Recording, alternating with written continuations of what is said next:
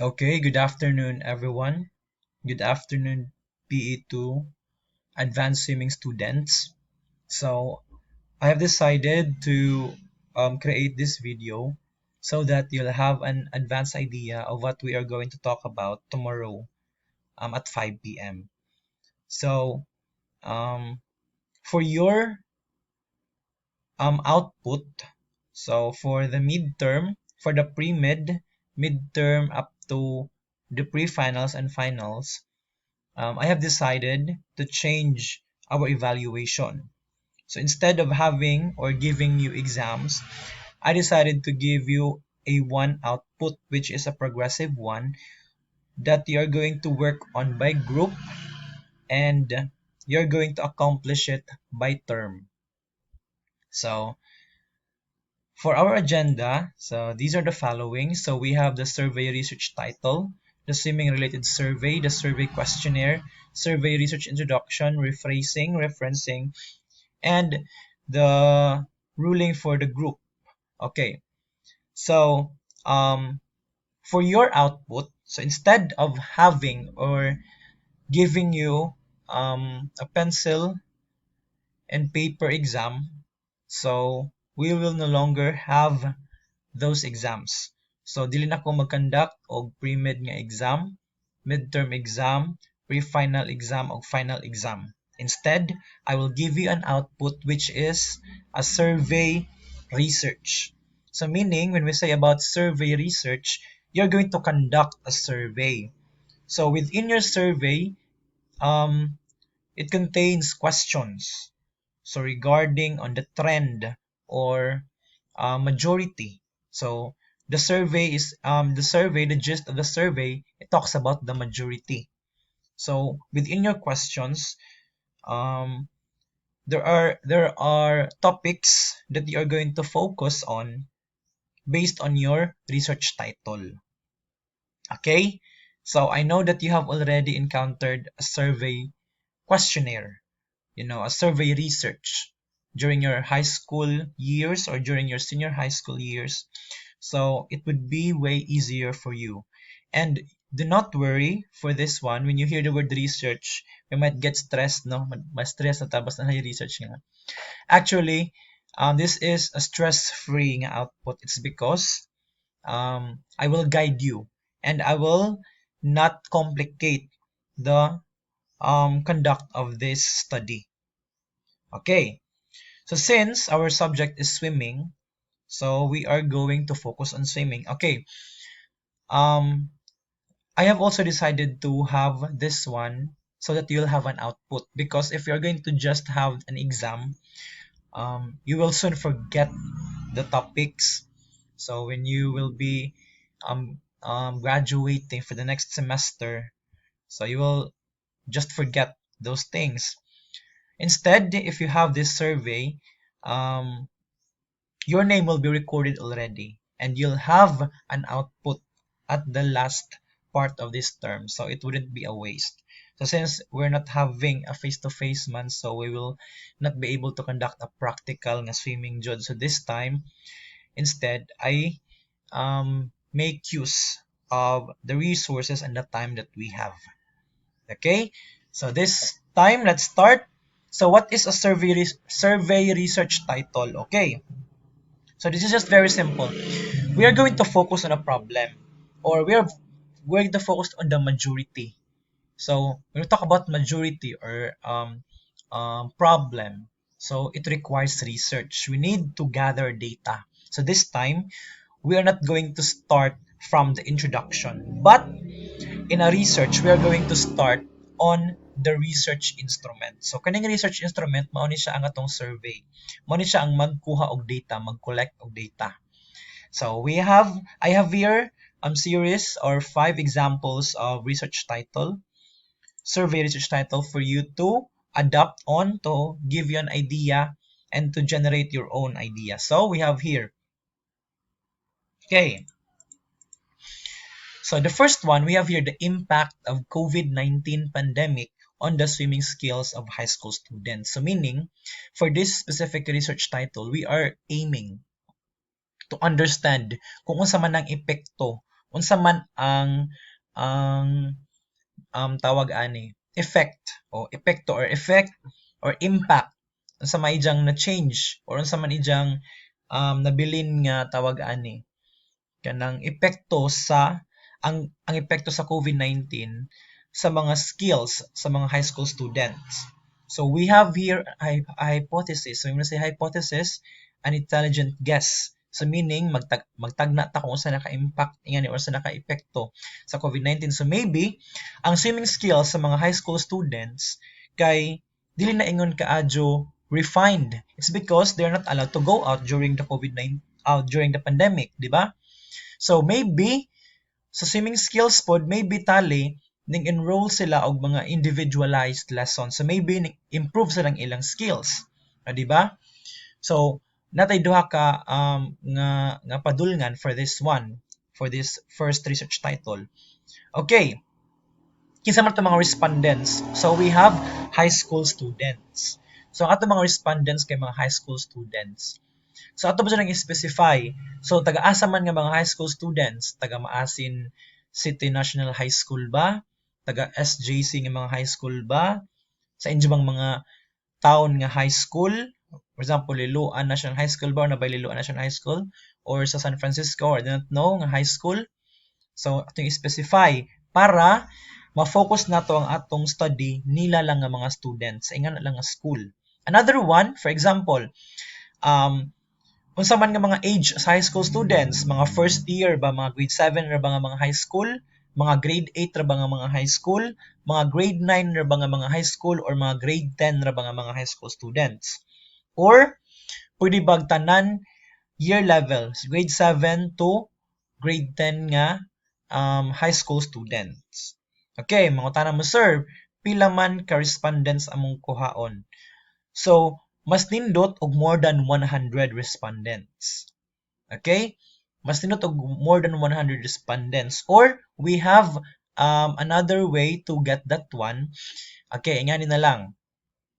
Kung ang mga grade 7, tanan mga section sa grade 7 sa ingana ang eskwelahan, for example sa SJC, kay 200 ka students, so mas nindot og 70%. Or let's say 100 students tanan sa grade 7, so 70% tong kuhaon. So probably dapat na atay mga 70 ka estudyante nga makuha or mapa-answer sa survey. Okay. Unsa may atong way sa pag-conduct sa survey, it could be in a use of a Google Forms. So, pwede sa Google Forms kay inig-click nila adto na dayon mo generate nga results na interpretation dajon. Okay? So, ingana siya. So, we have here another research title. So, the skill level of the college students in swimming. So, ang mga skills daw sa swimming, ang mga swimming skills daw sa mga college students, unsa man, kanang maayo na ba, dili pa kaayo, or okay na. So, respondents na to mga college students. So, ating i-specify, taga-asa man ng mga college, taga-SGC ba? Unsa man ilang mga kurso, mga BSBA ba, mga education students ba, mga HRM students ba? Then, unsa man nga year level, mga first year college students ra ba, mga second year education student ra ba, mga third year engineering students lang ba? So, ingana natin specification para ma-focus na to atong study din lang. And dili sad badako ang inyong stress. Okay. So, sa pagkuha sa respondents, always remember nga 70% sa total nga population. Kung 100 students ang na-enroll sa second year, example, second year nga education students, so 70% or 70 ka students atong kuhaon. Okay, sa drowning, okay, so number 3, so we have drowning, an experiential near-to-death encounter. So, kinsa may itong respondents dito, so anyone. So, any gender, any age, so you can choose. So, for this one, sa drowning ka experience man, you can have mga 5 ka person to interview. So, pwede sad mo mag-interview. Pwede sad ninyo through Google Forms, pwede ninyo himuon nga interview sad. Okay? So, since kay drowning man, this is all about experience. So, mas better jud og inyo ni siyang i-interview. Okay. Then, number 4, the effects of swimming activities on the human health of Barangay Tagnipa residents. So, sa kanang epekto sa mga swimming activities sa healthy nga lifestyle sa mga taga-Tagnipa nga namudyo. So kasi medyo respondents mga tagnipa residents naman. Unsa man nga mga tagnipa nga mga taga tagnipa nga mga residents sa man specifically ang mga bata ba, ang mga older na ba, ang mga adults na ba? Okay, it would be up to you. Then number 5, the effectiveness of the swimming routine to develop a healthy lifestyle. Okay, this time, unsa man daw ka effective ng swimming routine para mas ma-improve pa ang healthy nga lifestyle sa mga respondents. So, it could be anyone. So, pwedeng mga students, pwedeng mga dagko na okay, na pwede tawag ani note for this one or reminder. You are not allowed to conduct a survey sa kanang kuan grade 6 below. Dapat grade 7 and above lang. Grade 7 and above ang inyong mga pwede himuong respondents. Okay, so that's it for the survey research title sample. Okay, let's proceed to the examples of survey research questionnaire. So for example, we have here, okay, so dili na siya related to swimming, but this is another example of survey research. So this is about a teacher. So ang questionnaire kay junior high school teachers in a 21st century technology-based classroom. So we have here, okay, so this one is an adaption. So when we say adaption, this is not the this is not the original nga creation of the researcher. Meaning, yan ang gi-borrow sa internet. So meaning, you can also borrow from the internet. You can also generate your own question. You can also borrow from the internet. Or you could entirely borrow the research instrument. So imong sundugon tanan jud word for word nga tawag ani questionnaire from the internet, but given that you are going to give a proper credit sa mga referencing na. But you can also modify. So for example, nakita sa internet, so you can modify that research instrument or survey questionnaire that would fit sa imong study. Okay? Or you can combine both, or you can put both this questionnaire on your survey. So this is an example. So this is a rating. This is like a rating scale or checklist. So mag-check lang. Okay, sa kini. So this is a self-assessment. Okay, this one.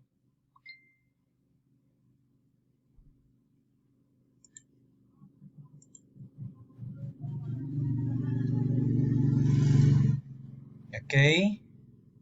Okay, that's it. So, checklist lang na siya. So, this is one of the examples that you can use as your survey questionnaire. Another one, anita sa, okay, sample interview. So, this time, you can also interview your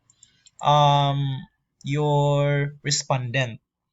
Okay, this time, this is an open-ended question. So, we have two types of questions. When you say open-ended, meaning na explanation ang respondent. Meaning, the respondent will answer the question with or backed up with an experience, with a reason, with tawag ani additional information. So manay open-ended. But when we say close-ended questions, these questions can be answered or answerable only by yes or no.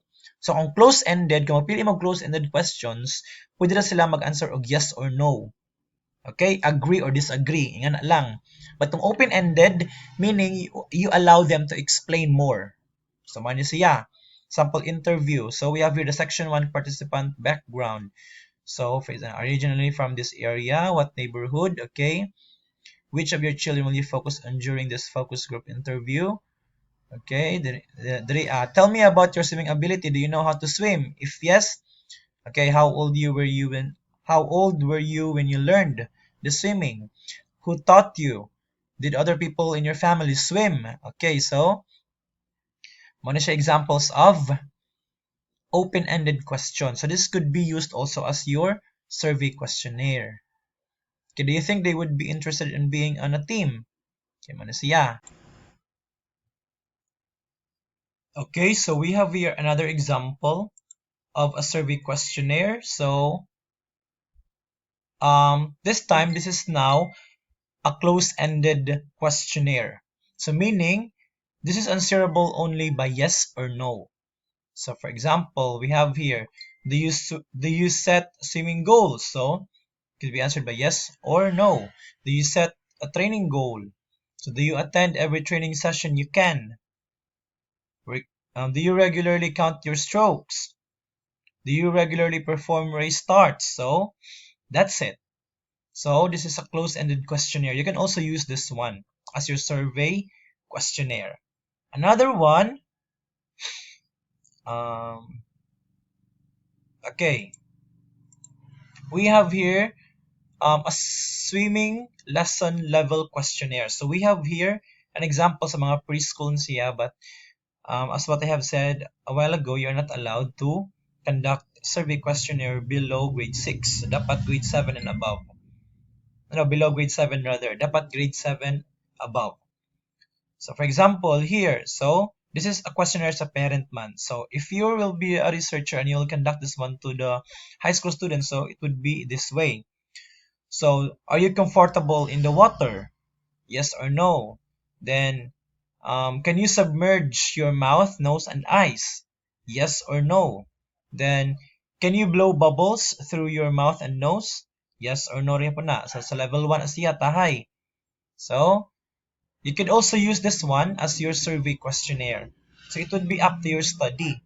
So you're going to consult me kung unsa man imong buhaton, imo ning kapihon entirely, or you're just only going to get some questions or sections for this one. So sa level 2, are you comfortable to put your whole body, included your head, under the water?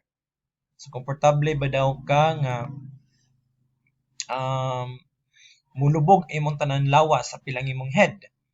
Then can you do a flotation on your tummy nga maghadjang ka, or maka-float ba ka nga magdapa? Okay. And for the level 3, and so on and so forth. Okay.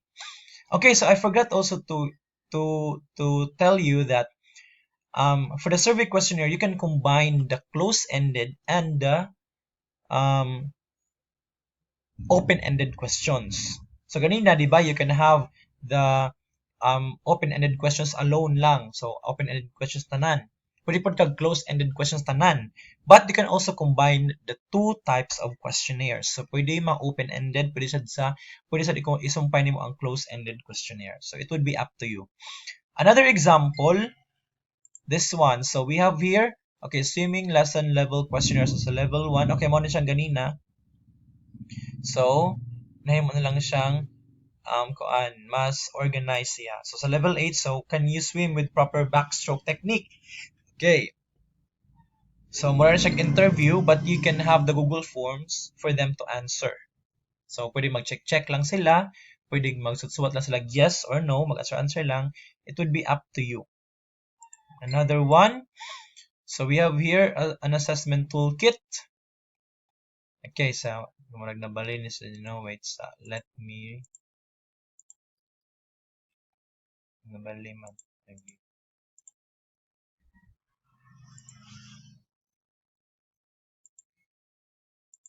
Okay, so we have here. So sa freestyle nga assessment, okay, we have here the following. Sa body, legs, arms, breathing, or timing. So na mga different tawag ani. Sections here with a box. So ilang button is mag-check lang sila. This is like a checklist or rate or mag-check lang sila whether they have applied this one. So head looking forward and down, so ilang nang gibuhat, so mag-check sila. Then shoulders parallel, mag-check sila. Then flat body position, okay, that's it. So on and so forth. Sa legs, sa arms, so breathing. So all of these questionnaires, all of these documents, I have already sent this one in your GCs. So kindly look over sa mga documents to have or to give you an idea. Okay, so the same sa breaststroke. So the same na siya nga mga kuan sa breaststroke, sa backstroke. Okay, the butterfly.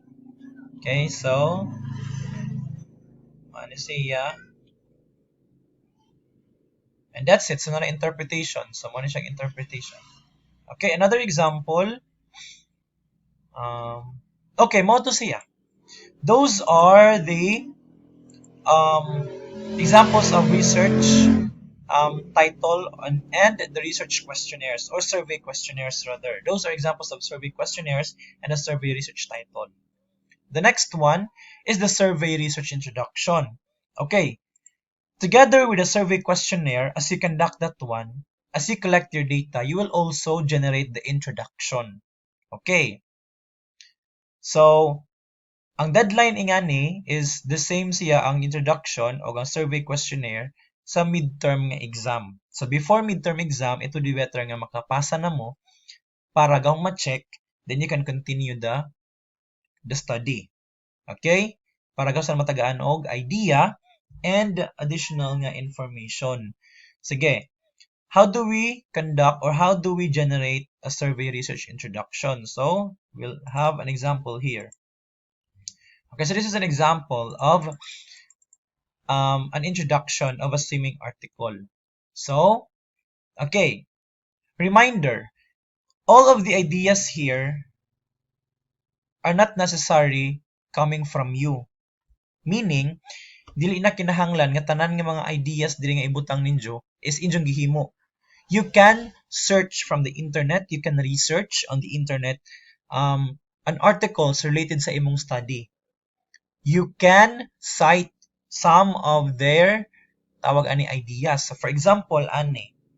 So this one, this entire one kini in the modern society, people become more disoriented doing physical activities because of the development of automation, thereby leading to a sedentary lifestyle and so on, up to kutob sa the risk factors causing cardiovascular disorder include blood lipoprotein, hypertension, diabetes, obesity, and sedentary living habits, according to Burkey et al. 2001.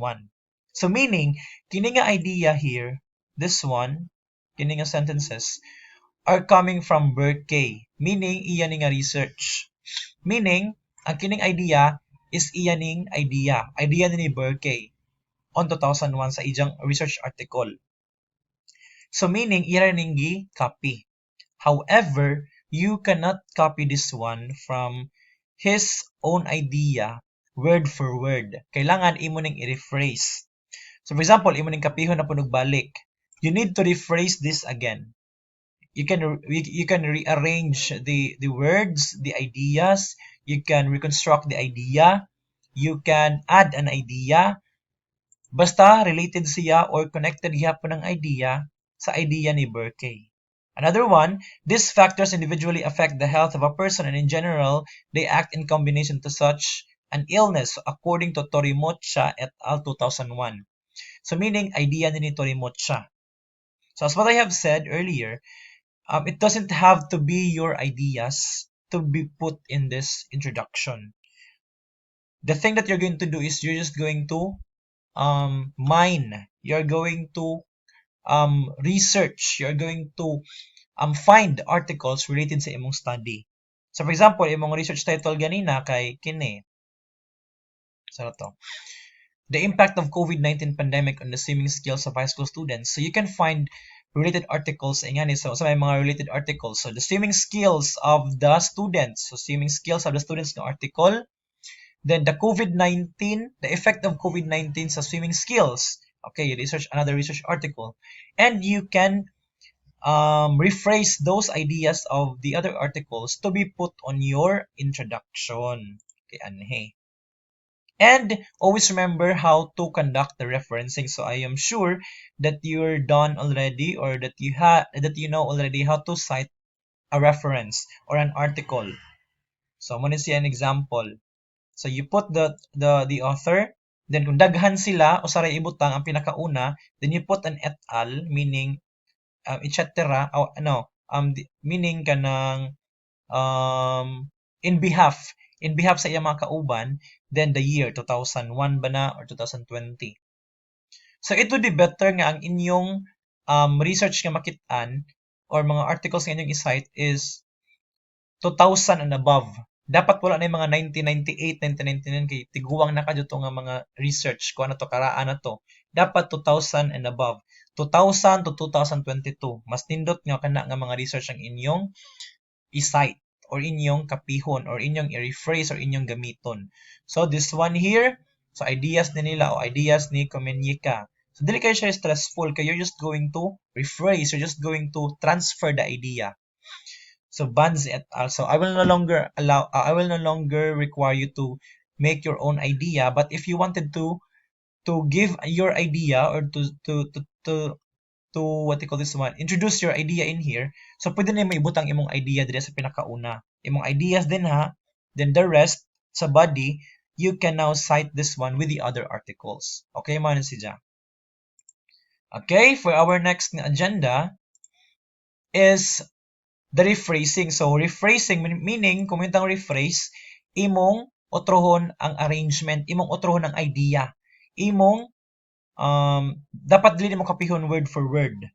You need to generate your own construction, your own idea out of the idea of the other article or out of the idea of the other author. So kanimo ni idea sa author, kamo ni idea ni Burke, you are going to rephrase this one. You are going to rearrange the construction of the sentences. Another one, the referencing. How do you do the referencing? Okay. Basta na may mga nakitaan nga mga researches or mga article, you take note of the references kay inyo man ang ibutang sa pinakaubos sa inyong research pohon. You will put there sa kinaubsan din ha references. So you are going to take note of all the things articles that you based on sa imong article, then you put there ang mga referencing. So dapat APA, so I will teach you how to do the APA, or you can just get that one sa article itself sa website. Ano dito yung makabutang site, APA edition or APA 7th edition. So na dito nakabutang. Okay, so this is an example of citing ha kini. Clap and Kies 2000, Clap and Kies authored in the year.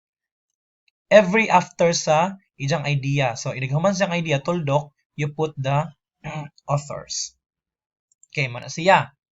Next nga agenda is for the group members. Okay. Since I have allowed you to have or to select your kanang mga group mates. So, mato siya, you can select your group mates. Dapat 3 members lang per group. Dapat tulo lang mo kabuok. And it would be better kung ang inyong mga kauban is dugo lang mo mga balay o dugo lang mo town for easier conduct of the survey. So, masinot og kaila lang sad mo. But if wala mo mga kaila, do not worry. I will group you sa katumas duol sa inyong barangay or di gani. I will group you randomly para you get to know also your classmates and mingle them so you can interact with them. So, by this time, I hope that you have already found your group mates. So, dapat tagtulo. So, if bungkig, maybe I'll have groups nga na ay upat ka members. Nga na. Ano itong buhaton na to. So, it would be up to the plotting. So, I think that's it. So, that's it for now. So, if you have questions, so you can raise that one. So, kindly generate questions kaya basin ako nakalimutan. Generate questions that you wanted to ask tomorrow so that we could address that one to the group and we could give a solution for that. Okay, so thank you for listening. I hope that you have listened up to this part. Okay, I'm gonna end this one. Good afternoon, everyone, and happy